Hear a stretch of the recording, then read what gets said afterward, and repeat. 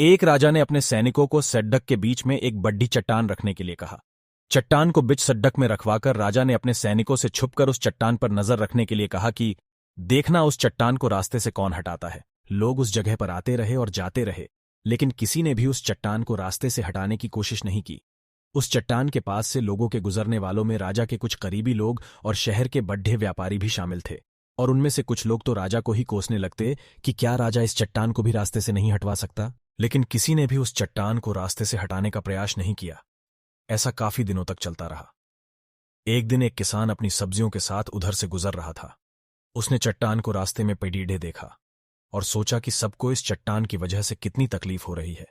उसने अपनी मजबूत लाठी से उस चट्टान को एक तरफ धकेलने की कोशिश शुरू कर दी। काफी कोशिश के बाद वह उसे सड़ेडक से हटाने में कामयाब हो गया। चट्टान रास्ते से हटाने के बाद किसान अपनी सब्जियों को उठाकर जाने ही वाला था कि अचानक उसकी नजर एक पोटली पर गई, जो ठीक उसी जगह पड़ीढ़ी थी जहां से उसने वह चट्टान हटाए थे।